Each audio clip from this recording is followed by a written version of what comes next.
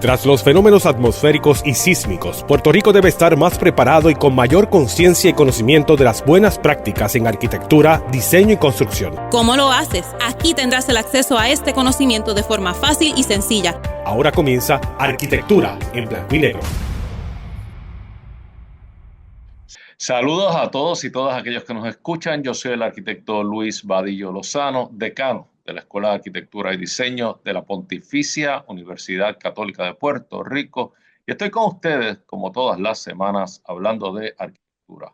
Confiados que se encuentren todos bien y en salud y recordándoles que Dios nunca nos abandona. Como siempre les digo, ustedes no han vivido ni vivirán un solo día sin arquitectura. Estamos siempre rodeados, protegidos y acompañados por arquitectura, y así será por el resto de nuestras vidas. En el día de hoy comparte con nosotros la profesora y coordinadora de la Unidad de Conservación Adaptativa y Preservación, la arquitecta Magda Pardina García. Saludos, Magda. Muy buenos días, arquitecto. Magda, quizás a modo de introducción, debemos de explicarle a aquellos oyentes cómo está compuesta, cómo se construye la escuela nuestra y el programa y la oferta académica de nuestra escuela. O sea, que si me permites unos minutitos, debo decirle a todos los que nos oyen que nuestra Escuela de Arquitectura y Diseño, además de los programas principales, que son los programas de arquitectura, los programas académicos de diseño gráfico y digital, y el nuevo programa que sale ahora, y aprovecho para recordárselo a todos, el programa de diseño de interiores, el programa de arquitectura, el bachillerato de arquitectura, que es nuestro programa central, está subdividido en lo que se llaman unidades investigativas, ¿verdad? Y estas unidades son un total de 9 unidades. Uno es rápidamente representación digital, historia y teoría, preservación histórica, tecnologías y sustentabilidad, estructura, paisajismo, urbanismo, empresarismo y conciencia legal. En todos esos temas, nuestros estudiantes, en cualquiera de ellos, además de obtener el grado de bachiller en arquitectura, obtiene también un grado menor en aquel tema o aquellos temas que nuestros estudiantes escojan. En adición a eso, a esas concentraciones o grados menores, a esas unidades, se crearon al comienzo del decanato de esta persona, creamos dos especies de unidades más, que es la unidad de experiencia de comienzo de carrera y la unidad de experiencia de fin de carrera, para ayudar en la transición de escuela superior o de otra institución o de otra concentración académica a lo que es la carrera de arquitectura, y para ayudar obviamente en la transición de lo que es el fin de la carrera de arquitectura y el comienzo de la práctica de arquitectura. O sea que ese fue el propósito de esas dos. Pero esas últimas dos no dan grados menores. Grados menores dan las primeras 9 concentraciones o unidades que mencioné al comienzo. Y Magda, tú eres la coordinadora de la unidad de preservación histórica, o como se llama oficialmente, conservación adaptativa y preservación. Debo de comenzar diciendo también de que, Magda, tú eres la única de las personas que fueron nombradas en un comienzo de la escuela coordinadoras de unidad, que continúa en la posición de coordinadoras de unidad en el marco de la celebración de nuestros 15 años. Yo obviamente estuve de coordinador en un principio, antes de ocupar la posición de decano, de coordinador de la unidad de tecnología de la construcción y sustentabilidad, pero al moverme a decano, pues queda eso en manos de la profesora arquitecta Pilar Ferrer, pero la única que ha estado desde el principio ocupando esa posición consistentemente al frente de una de las unidades eres tú. Y eso va a ser un tema interesante para discutir. Pero antes de proceder con eso, yo creo que nuestros oyentes ameritan o merecen escuchar de ti de qué trata esto, con qué se come esto, de qué trata este tema de conservación adaptativa y preservación. Si nos puedes explicar. Como no, decano, un placer estar con todos los oyentes y gracias por la oportunidad de poder compartir. Y como muy bien dice el decano, estoy aquí desde que empezó la escuela, ¿verdad? Inclusive un poquito antes de que empezara la escuela colaboramos con ella. Pero el tema de la conservación y la preservación es importante aclararlo porque muchas personas piensan que la preservación y conservación trata de trabajar con edificios viejitos, como le dicen, los edificios viejos, ¿verdad? Son edificios antiguos, son estructuras que ya existen, que no están hechas por la intervención que estamos haciendo recientemente, pero cuando preservamos y conservamos, lo primero que se hace es un análisis de la estructura, en qué condiciones se encuentra, para saber hasta qué nivel vamos a llegar en la intervención de ella. Hay estructuras que son estructuras de un carácter valiosísimo, de un carácter monumental espectacular, que se encuentran en un 95% de buenas condiciones, ¿verdad? Y esas estructuras lo que necesitan es prácticamente un mantenimiento, una limpieza, para que ellas perduren para el futuro, para que se preserven para otras generaciones. Esas son estructuras que prácticamente uno puede decir, la voy a conservar, pero aún así, estructuras de conservación al día de hoy pueden ser intervenidas. Yo creo que es importante que se entienda que la preservación y la conservación no es la congelación de una estructura. Las estructuras a través de los años evolucionan y se tienen que adaptar a las necesidades de hoy día. Si no, todavía estaríamos cocinando en fogones, todavía estaríamos con letrina y no hubiéramos evolucionado las estructuras a nuestro tiempo. O sea, siempre hay que atemperarla. Así que preservar y conservar, lo primero es que no es congelar, es actuar para proteger la edificación. Hay distintos niveles de intervención, puede haber restauración, que nos vamos a una estructura pura, y pueden haber unos niveles de rehabilitación, cosas importantes que se le dé un nuevo uso. Siempre se dice que es mejor un mal uso que el desuso. El desuso es lo que empieza a destruir nuestras estructuras. Eso es lo que te podría decir en este tema, Luis, que muchas veces las personas piensan que una estructura histórica yo no la voy a comprar porque eso es un problema, no puedo hacer nada, no lo puedo actualizar.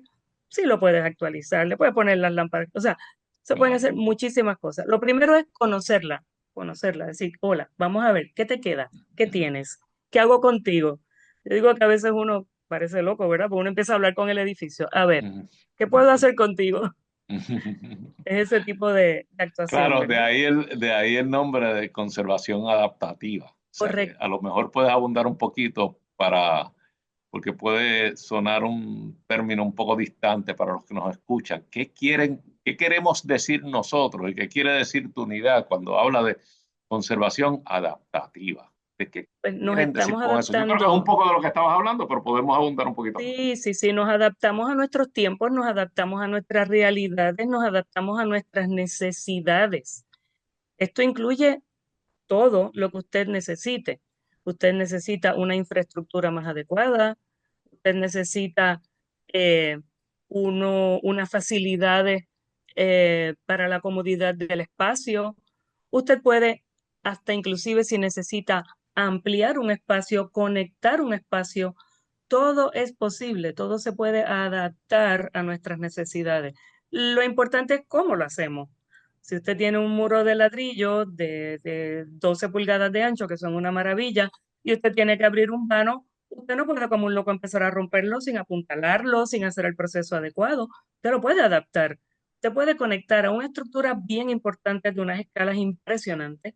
Se pueden adaptar. Usted necesita pasar de un espacio al otro. Usted puede comprar dos edificaciones y conectarlas de una manera correcta. No es tumbando el muro entero, es como yo hago la perforación para poder conectar. De la misma manera, en términos de las cosas más complicadas, sobre todo en los edificios de ladrillo, es el tema de sistemas de acondicionadores de aire, electricidad, plomería. pero para todo hay maneras de adaptarse. Existen dos espacios maravillosos. Uno es por debajo del piso, porque casi todas las estructuras están elevadas. Así que usted puede hacer lo que usted quiera en esos espacios de base que son maravillosos, o los áticos o espacios que están, que también nos ayudan a la temperatura, nos baja temperatura maravillosa. Tenemos plafones de madera o plafones de latón y techos de metal muchas veces que generan calor, pero nos aíslan la temperatura. Esos espacios son queridos para pasar la electricidad, la plomería, el acondicionador de aire y todos estos sistemas que dependemos hoy día de ellos, sobre todo viviendo en Puerto Rico y en Ponce. Sabemos que las temperaturas son bien chéveres. El que vive en un espacio de estos sin acondicionador de aire no sobrevive. Así que es importante. Sin embargo, es interesante que dentro de esta conservación adaptativa entendamos que estas casas históricas nos dan unas herramientas que no tenemos con las modernas. Primero, cuando usted tiene una puerta, esa puerta es puerta presventana. Se abre celosía, deja cerrada la puerta, tiene privacidad. Tiene mejor ventilación cruzada que las casas modernas y tiene mejor aislación térmica por los materiales que tiene. Así que volvemos de nuevo. Es importante analizarla y ver cuánto yo necesito adaptar y cambiar para entonces no mutilar quizá donde no es necesario, ¿verdad? Que no entremos en la palabra mutilación, sobre todo cuando cortamos para electricidad. Miren, hay maneras de hacerlo, hay maneras de dejar expuestos los sistemas, hoy día están para eso. Hasta los sistemas de acondicionador de aire, usted tiene unos sistemas maravillosos expuestos, que eso también hay que trabajarlo y es adaptar la estructura a nuestra necesidad. Sí, claro, y esa última parte que has dicho es bien importante porque las necesidades van cambiando. Muchas de estas estructuras que hoy en día tratamos antiguas, históricas, que hoy en día tratamos de ocupar, fueron diseñadas para un propósito diferente al que nosotros perseguimos en la actualidad. Muchas son residencias que ahora interesamos utilizarlas como oficinas o como comercio o como hospederías, o sea que no necesariamente el uso original es el uso que nosotros le queremos dar ahora, por lo tanto hay que pasar por un proceso de adaptación. Entonces, ahí es que entra este entrenamiento que le damos la oportunidad a nuestros estudiantes que tengan de cómo adaptar, ajustar, modificar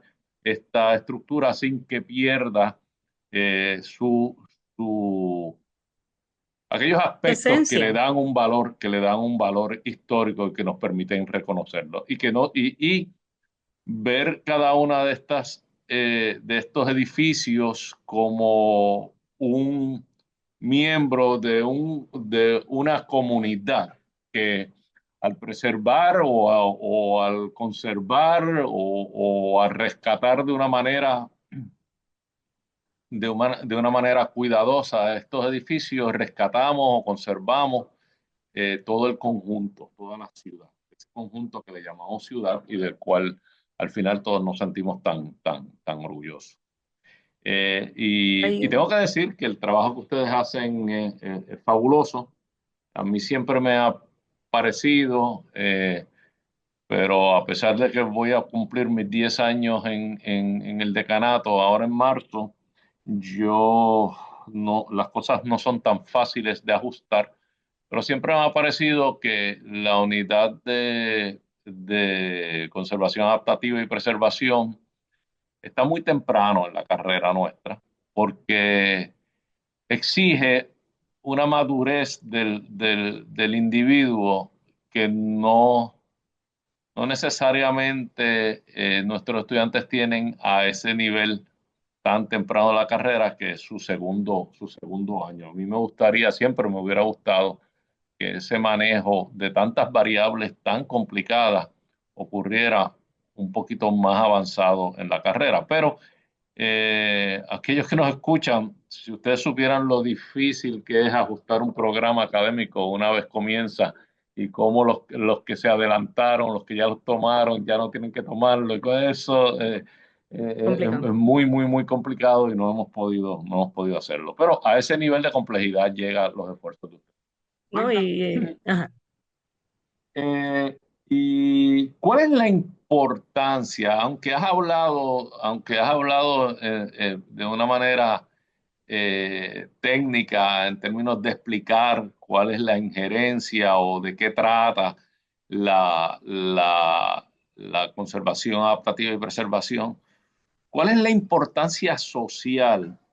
¿Cuál es la importancia para nosotros como comunidad el no descartar estas estructuras de valor histórico, y que a veces su valor histórico se puede medir de muchas maneras? Puede ser Sí, por la historia, por los eventos que ocurrieron, o por el valor arquitectónico, o por el valor del conjunto al que pertenecen. No necesariamente es porque sea una joya de la arquitectura, sino porque hay varios otros componentes que tú dices, mira, esto hay que preservarlo. Hubo un evento histórico importante ahí, cualquiera. Pero cuál es la importancia que tiene en salir en defensa de estas edificaciones de valor histórico y tratar de preservarlas y preservar el conjunto también, como decíamos, la ciudad? Si nos puedes sí, explicar un poco de eso. sí. Primero que nada, es bien importante que estemos conscientes que nosotros somos responsables de poderle pasar a otras generaciones el privilegio de tener lo que nosotros tenemos hoy día. Eh, También es bien importante ver que el valor de la estructura, hay estructuras, como tú muy bien dices, hay estructuras que tienen su valor propio, pero hay estructuras que tienen su valor de conjunto.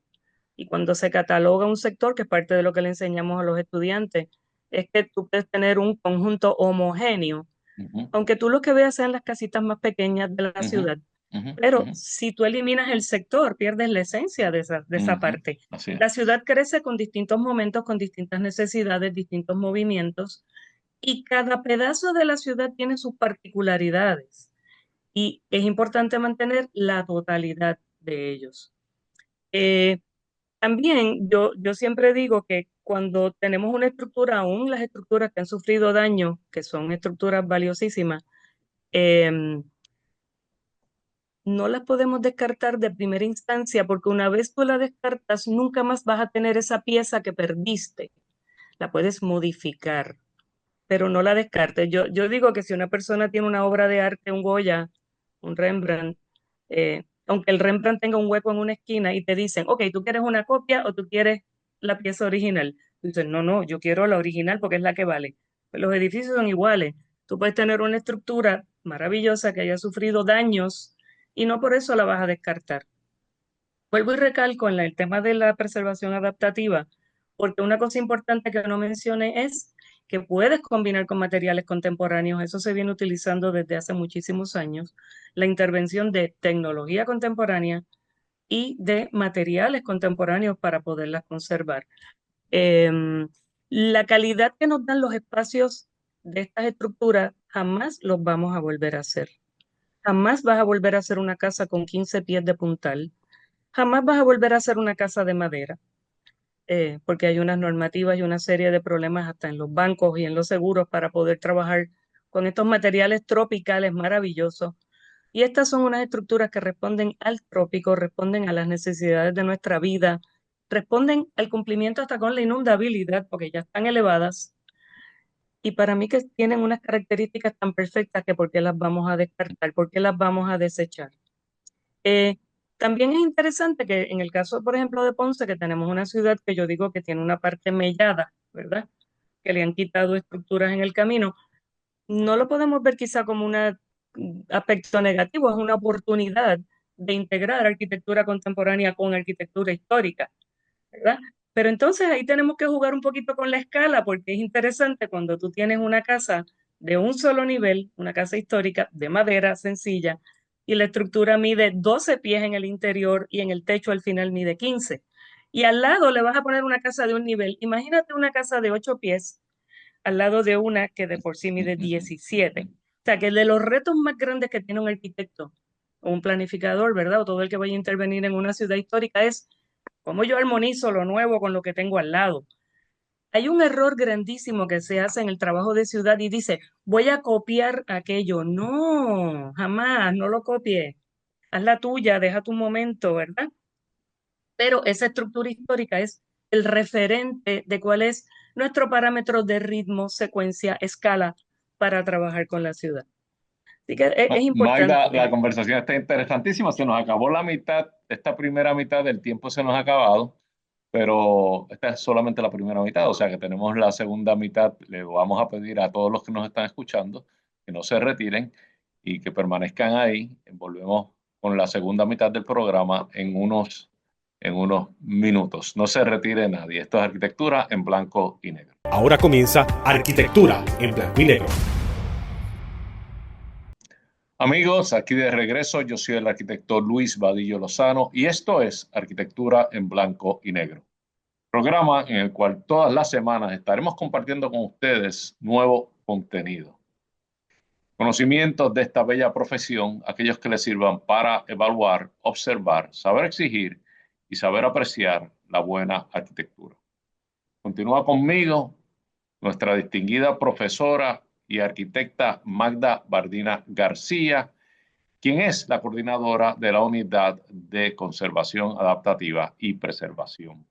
Habíamos hablado en un principio, Magda, y gracias por continuar conmigo y no dejarme solo, que nuestra escuela está organizada bajo unidades experimentales, un total de 9 unidades experimentales, de la cual tú eres coordinadora de la ya mencionada, esa que se dedica a la preservación histórica. Y estamos discutiendo cuál era la importancia, la relevancia del tema de la preservación histórica y en nuestra sociedad, sobre todo en un país, en una pequeña isla que tiene tanta evidencia, tanto rastro arquitectónico de valor histórico por una razón o por otra. Habíamos dicho que el valor histórico de una estructura puede ser porque forma parte de un conjunto o puede ser porque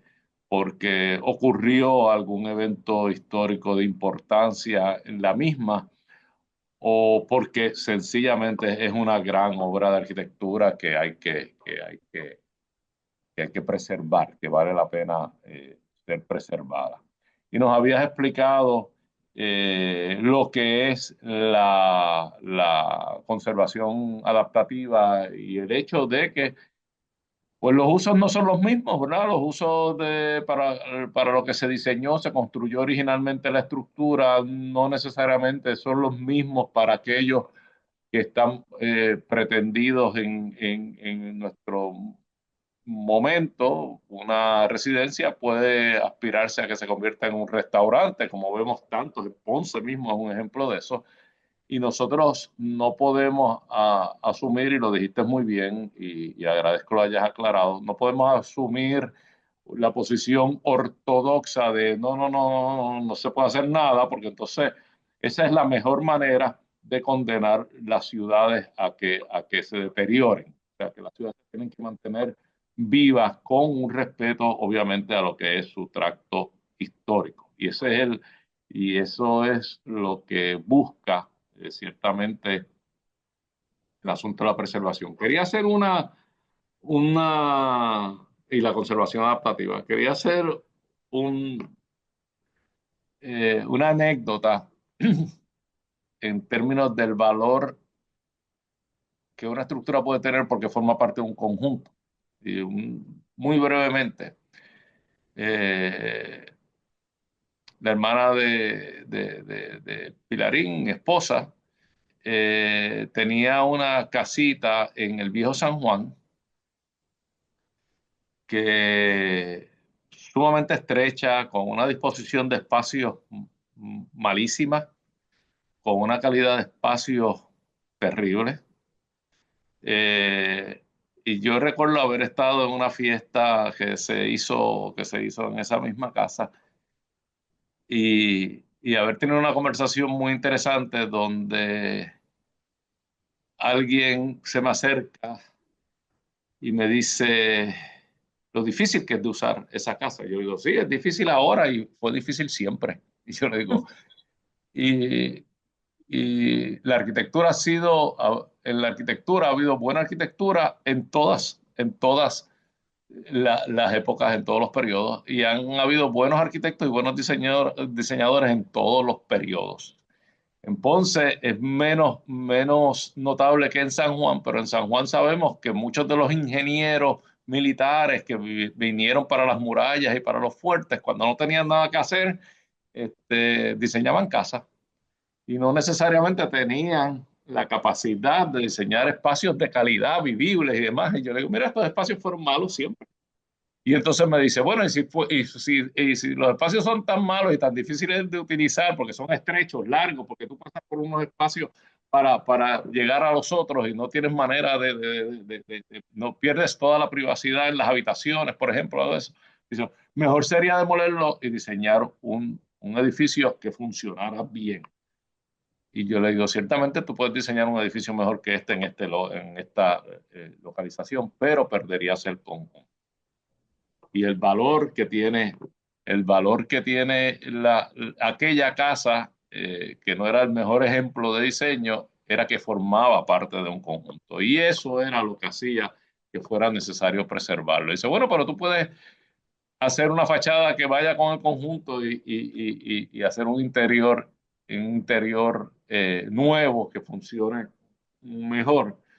Eso es pues faltar a la honestidad arquitectónica. Eso es empezar a construir una especie de Disneyland, donde que eso a fin de cuentas lo puede hacer cualquier país pudiera construir una imitación a un distrito histórico y perdería el valor tan grande que tiene para aquellos países que somos afortunados de tener esos distritos históricos que son reales. Y ahí es que entran ustedes. Entonces me gustaría preguntarte, ¿cómo es la recepción de nuestros estudiantes? Tú que ya, los estudiantes que han pasado por tus manos, y no quiero con esto ponerte fecha en el calendario, pero los estudiantes que han pasado por tus manos ya suman cientos. ¿Cómo es la experiencia de los estudiantes al enfrentarse con el reto de trabajar con una estructura de valor histórico? Pues es interesante porque hay dos posturas, ¿verdad? Hay estudiantes que dicen, no, profesora, yo no voy a tocar el edificio histórico, yo voy a hacer esto nuevo al lado y yo no lo toco. Y yo, no, no, no, la excusa te quedó buena, pero es que lo tienes que tocar, tienes que intervenir, tienes que actuar. Y ponerle un programa al edificio no es que pongas muebles, es que tienes que atemperar el edificio y tienes que actuar en él. Esa es una de las peleas más fuertes que, que a veces como tenemos la interacción entre una estructura nueva y una antigua, dicen, ah, pues yo diseño la nueva y la antigua está ahí. Digo, no, ella no está ahí como un adorno, ella es un edificio que tienes que interactuar con él. Entonces, la otra postura es, ay, profesora, pues yo voy a hacer algo totalmente nuevo y lo voy a tumbar todo. Yo le digo, ok, yo no le digo no, yo le digo, ok, cuando tú me demuestres que lo que tú vas a hacer es mejor y tú vas a dejar un legado en esta ciudad mejor que lo que hay y me convenzas, entonces tú la puedes tumbar. Digo, porque para tumbar y poner un adefesio, pues no es lo mejor que estamos haciendo, ¿verdad? Así que, pero eso es los que menos lo hacen. Ellos entran con un poco de miedo. Es como tú bien dices, es muy temprano en la profesión entrar a esto, cuando tienen que atemperar tantas cosas a la vez. Ellos tienen que aprender a tocar un edificio histórico atemperándolo a ADA compliance, a que tengan para personas con impedimento, que eso ya es bien complicado en un edificio histórico. Así que se tienen que enfrentar a eso. Tienen que bregar con los niveles de la rampa, tienen que atemperar el edificio histórico con el nuevo, y esos procesos son los que más trabajo le dan. Y cómo trabajamos prácticamente los obligamos, porque es que tienen que pasar a 301 con una base de conocimiento, de normativa, de trabajo con edificio histórico, de nueva edificación, de seguridad, todo lo que es life safety, tienen que bregar con eso. Así que ellos entran un poquito asustados, entran tan asustados que bregan como que con los códigos y las cosas y se les olvida diseñar. Y yo, oigan, ustedes son van a ser arquitectos. Así que además de todo esto, tenemos que diseñar, tenemos que hacer espacios adecuados. Así que al final yo te diría que la mitad de la clase entiende lo que está haciendo con el edificio histórico. La otra mitad pasa por la clase, pasa con los requisitos mínimos, como dicen, pero quizá no tienen ese feeling tan grande. Algo que es importante que los ayuda a sentir un poquito más su responsabilidad con el edificio es siempre los llevamos al sitio y los hacemos recorrer el sitio. Y cuando están diseñando, que hacen unas cosas en planta, porque ellos diseñan en planta y se les olvidan las secciones y las elevaciones, yo le digo, ok, estás haciendo esto en planta, ahora vamos a poner las fotos otra vez, ábrela, búscate el video que tomamos del espacio, recorre el espacio. Lo que estás haciendo aquí, mira lo que hace aquí. Ese entendimiento de que yo cambio de lo que estoy haciendo en un sketch y entender lo que te afecta a la sección y la elevación es el ejercicio más difícil con ellos. Yo le digo, ustedes son los arquitectos de las mejores plantas del mundo. No saben resolver una sección, no saben resolver una fachada. Y a última hora, y se lo digo el primer día de clase, digo, va a llegar el último día de clase y ustedes todavía no me han hecho una elevación. Pues ya lo que con el tiempo uno aprende, ¿verdad? Y le voy diciendo desde el principio, vamos a diseñar en planta. Lo que hagas en planta, hazme una sección, hazme una elevación parcial. Y uno, pues como profesor, tiene que ir también atemperando todas estas cosas, ¿verdad? Para que Sí. ellos aprendan todas estas cosas tan complejas, como que cómo llego con una escalera, porque le hacemos estructuras de dos niveles para que se alineen con la otra. Y a veces te ponen una puerta frente a la escalera y tú dices, te matas por la escalera cuando abres la puerta. O sea que ellos tienen la mezcla de todo lo complejo, de lo moderno, de lo contemporáneo, con el atemperamiento de lo histórico y la escala del edificio histórico. Sí, yo creo que es muy aceptado todo lo que dice. Me parece que tenemos la necesidad de aclarar algunos asuntos para los que nos escuchan, para que no se nos pierdan. Primero, cuando tú dices que tienen que llegar a 301, a lo que se refiere la profesora es que el curso de preservación histórica es el taller de diseño de preservación histórica, porque hay otros cursos de conferencia Claro, que incluye los la teóricos. unidad, que son ya de carácter teórico, pero el taller de diseño que está adscrito a la unidad es el curso que nosotros llamamos ARAD 202 y el siguiente, el que le sigue, pertenece a la unidad de tecnologías de la construcción y sustentabilidad, que es el ARAD 301, que es al que se refiere cuando dice tienen que pasar a 301, porque 301, que es un curso que tengo que decir con mucho orgullo que yo diseñé y que yo doy con algún grado de frecuencia. Es un curso que ya entra bien, bien, bien, bien específico en muchos aspectos de tecnologías y código. Es como que el cinturón de la escuela y ahí los estudiantes tienen que aplicar todas las tecnologías y código. Hubiese sido más conveniente que los estudiantes tuvieran esos conocimientos antes de empezar a trabajar con más variables, que es resolver una estructura que cumpla con todas las tecnologías y todos los códigos, más sumárselo a incluir una estructura de valor histórico que le añade una complejidad De adicional. complejidad. Pero así como dicen los padres de la patria, fue que diseñaron el programa y como dije en un principio, es bien, bien, bien complicado. Ya cuando está corriendo un programa y hay generaciones de estudiantes, ¿cómo es que tú puedes alterar el orden de los cursos? Es inmensamente difícil y de eso tú sabes. El otro aspecto que yo creo que vale la pena aclarar es el aspecto cuando tú hablas de plantas, secciones, yo espero que no se nos pierdan mucho los que nos escuchan. Sí, Plantas son los dibujos que ustedes ven normalmente, a veces cuando ven brochures de casas, urbanizaciones y demás, que le enseñan la distribución de los espacios, dónde está la sala correcto. y dónde están las habitaciones, sala, comedor, cocina y todo ese tipo de cosas.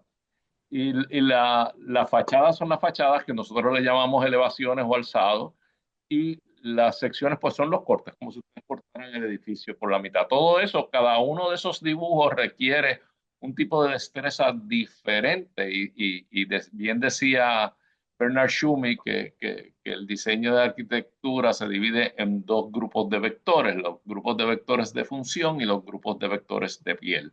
Y los de función pues se definen en esos dibujos de planta, esos dibujos de distribución de espacio, y los de piel se definen en lo que son las fachadas y en la descripción que dan las secciones. Y entonces los estudiantes tienen que pasar por este proceso de definir su edificio con dibujos, y eso es lo que mencionaba la profesora en términos de que qué difícil es moverlos hacia, sacarlos de los dibujos de planta y moverlos a los dibujos de definición de cómo el edificio funciona, que son igual en términos de su piel y de su encuentro con el exterior, que son igualmente importantes. En realidad los estudiantes tardan mucho, yo coincido contigo en eso, y sucede aún en años avanzados. Yo que soy profesor de fin de carrera, que los estudiantes tardan mucho en entender que unos afectan a los otros, por lo tanto tú no debes dejar rezagado cómo se va a ver el edificio, meramente porque estás resolviendo cómo funciona el edificio, porque al final las necesidades de piel, de cómo se ve el edificio, te puede afectar en dónde quedan los espacios. O sea, Correcto. pero ellos no lo entienden Ahí, hasta muy tarde. Pero adelante, por favor. hay una parte interesante también, Luis, que es el tema del carro, del vehículo. Cuando estamos en los centros históricos, ese es de los mayores problemas para todos, ¿verdad? Para el que vive, para el que lo usa, para el que lo diseña y todo esto. Entonces, para bien o para mal, cuando tenemos una ciudad con las mellas que tenemos en Ponce, tenemos que aprovechar esos Por espacios mellas tú vacíos dices los también, espacios que han quedado vacíos los por solares. pérdida de estructuras de valor histórico, solares y demás, que tenemos en Ponce, que ha perdido, ya no es tan compacta como en un momento fue. Es correcto. Entonces, pues otra de las cosas que le enseñamos a los estudiantes es que trabajen con normativas reales, no es que estén en la luna tampoco. Claro. Entonces, pues tú haces un edificio y le enseñamos el cómputo, cuánto conlleva, si tú pones 3 habitaciones, cuántos carros necesitas, nos vamos al código, nos vamos a los parámetros de edificabilidad, ¿verdad? De lo que exige la regla. Y entonces buscamos alternativas, que es lo que queremos que el estudiante salga con alternativas. Nosotros le decimos, tú puedes pedir variaciones, tú puedes pedir una serie de cosas con las normativas y los reglamentos, pero lo que no debes hacer es empujar algo que no funciona. Ujú, ujú, Tú ujú. debes hacerlo de una manera que tú sepas que tú lo estás haciendo bien para que no tengas problemas con los permisos después. Eso sin quitarles la creatividad y la libertad, Claro. obviamente, porque tampoco queremos que salgan tan estructurados que no puedan disfrutar la arquitectura, ¿verdad? Pero están conscientes de eso. Y Pero decimos, no solamente que no puedes obtener los permisos, sino que tú te corres el riesgo de que si tú te ajustas o te refugias en variaciones que quizás te dan porque esto es un centro histórico tradicional y te reducen los requisitos de estacionamiento, pues corres el riesgo de diseñar un edificio, una estructura que luego no sea exitosa, y no no se ser vende, exitosa condena al conjunto a no ser exitoso. O sea que hay que tener mucho cuidado cuánto, como tú correcto. bien utilizas el término, cuánto tú empujas eso, porque está bien, pues me salí con las mías, me dieron una Ajá, variación, pero los entonces listos. ese restaurante es un fracaso, o la tienda es un fracaso, o la oficina es un fracaso, y entonces eventualmente se queda vacía la estructura, y lo Es, que hiciste fue afectaste el conjunto completo. O sea, es si eso se correcto, convierte en viral, afectaste el conjunto completo. es correcto. Por eso es que es bien importante que cuando se trabaja una ciudad y tú eres el custodio de la ciudad a nivel de gobierno, tengas la sensibilidad de decir, yo tengo que preparar la ciudad para que sirva para todo y tener un balance de todo. Así Y es. yo tengo que estar consciente que yo tengo que tener espacios disponibles porque es que los carros no se desaparecen, no se fuman, no se evaporan. Entonces, tienes que establecer unas estrategias bastante creativas con el uso de la ciudad y la oportunidad que te da la ciudad. Eh, yo siempre digo que tú puedes compartir un gran predio con varios proyectos. Tú puedes decir, este es el predio que le pertenece a tales y tales y tales solares, pueden tener la oportunidad de usar este espacio y consolidarlo y no usar estacionamiento terreno. Los estacionamientos de niveles son necesarios. Pueden funcionar Acá, y en el caso aumentar de la Ponce, densidad. no nos salva la vida Elizabeth II, donde todos caemos en él. Así Sin es, él, no seríamos nada. así es. Oye, Magda, nos estamos acercando al final de este programa, y antes de cerrarlo, yo estoy seguro que para cualquier persona observadora, esté entrenada o no esté entrenada en la arquitectura, puede puede darse cuenta de la diferencia en términos urbanos, de experiencia urbana y de proyección entre ciudades, vamos a poner, como lo es San Juan y Ponce. Y pueden haber personas que valoren mucho lo que es el tracto histórico de San Juan, pero que no entiendan tanto el de Ponce y viceversa. Y quizás para cerrar, aprovechar tu participación para que nos expliques un poco por qué tanta diferencia entre la apariencia de la ciudad, del distrito histórico de San Juan y el distrito histórico de Ponce, que son completamente diferentes. Son Y totalmente por qué diferentes. ambas tienen valor en sí mismas. Sí, nosotros decimos que el norte es la colonia y el sur es la libertad. Así es, Eso es eso es así. Y así. asimismo es la libertad del arte, de la arquitectura y de lo que se hace con la ciudad. La ciudad de San Juan tenía el gobierno militar inmediato por todos los periodos que ha pasado. Así que es una arquitectura estructurada a lo militar, a lo colonia española, ¿verdad? Y murada, o sea que Y Murada es un mucha densidad. recinto, es el recinto amurallado, es la ciudad cerrada, que de hecho para poder crecer tuvieron que romper parte de la muralla. Eh, pero entonces, en el caso de Ponce tenemos una ciudad más cosmopolita. Es una ciudad donde se unen un montón de personas que vienen de distintas partes. Acá se dice que en el puerto de Ponce se hablaban 11 idiomas. O sea, habían holandeses, franceses, españoles, alemanes, whatever. Entonces hay una riqueza de arquitectura que lamentablemente hemos perdido. Ahí sí que la Avenida Hostos era aquel que puede abrir un Google y buscar fotos históricas de la Avenida Hostos en Ponce, que era el Camino Real. Sí se llamaba, el Camino Real, que conectaba el centro con la playa. Eran las estructuras más espectaculares. Usted mira una foto y ve como una casita francesa gingerbread, así como un bizcochito. Usted dice, ¿dónde es eso? Eso era en la avenida Hostos en Ponce. Y eso había aún en la entrada de la calle Marina, en la entrada aquí a la ciudad. Así Así es. que había una riqueza de vocabulario maravillosa. Usted mira, yo siempre digo de ejemplo, que usted quiere ver la gran diferencia entre Ponce y San Juan, coja la calle Castillo. Usted coge la calle Castillo, empieza por la antigua cárcel del Castillo, hoy Escuela de Bellas Artes, entra y va a empezar con estructuras de madera, con estructuras más tipo colonial de mampostería, puerta cerrada. Va a haber una casa Art Deco, va a haber una casa moderna, va a haber una casa de em, ay Dios mío, las de Viescher, que son, se me olvidó el estilo ahora, pero no es Art Nouveau, tú dices. neoclásico, es Art Nouveau. son como Art Nouveau, Ujú. eh, pero usted tiene una variedad de vocabulario, tiene estructuras de porratatoria con,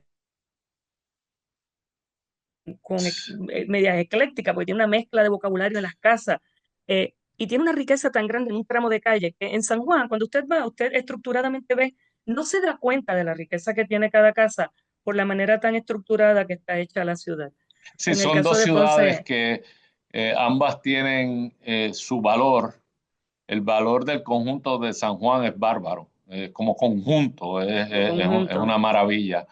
Y el hecho de que todo el mundo quería estar dentro de la muralla y nadie quería estar fuera de la muralla después de las 5 de la tarde, correcto, hacía correcto.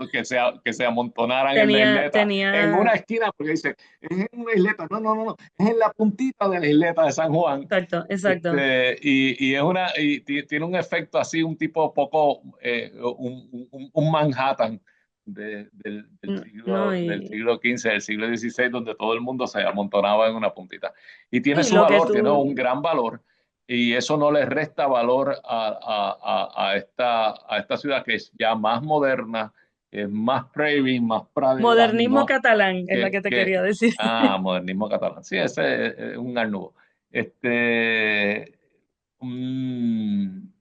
una ciudad más pradera, como es el caso de Ponce, al no tener muralla. Y Puerto Rico es afortunado en tener esas dos y tener muchas otros centros urbanos, quizás de menor calibre, de menor tamaño, pero de mucha riqueza y con muy buenos ejemplos. Y tenemos que estar claros de que nos toca valorarlos y preservarlos y cuidarlos, este, eh, entendiendo que no todo el mundo lo tiene. Nosotros estamos acostumbrados a nuestros centros urbanos, a los chiquititos, los pueblitos y demás, y pensamos que eso en el mundo entero es así y no es así. Y es una Estamos arquitectura hecha por... ya al final del programa. Magda, algunas palabras de cierre que quieran dar. Nada, que primero que nada aprendemos a valorar lo que tenemos, que a veces viajamos y en cualquier parte del mundo caminamos, damos gracias y vemos una esquina maravillosa de un chinchorro, como digo yo, y uno dice, wow, qué maravilla, porque estuve en Italia en esta esquina. Oiga, pues antes de viajar al exterior, viaje por Puerto Rico y no tan solo por Ponce, recorra la isla, que la isla es maravillosa y valore lo que tenga. Es maravillosa y tiene un gran legado histórico. Sin más nada, gracias Magda. Gracias por haber estado con nosotros, haber compartido este programa y gracias a todos aquellos que estuvieron con nosotros durante esta hora. Esto es Arquitectura en Blanco y Negro. Nos vemos la próxima semana. Muchas gracias. Todos vivimos en sintonía con la arquitectura. Queremos escuchar tus ideas, dudas y preocupaciones. Escríbenos a arquitecturaenblancoynegro@pucpr.edu. Arquitectura en Blanco y Negro es una producción de la Pontificia Universidad Católica de Puerto Rico.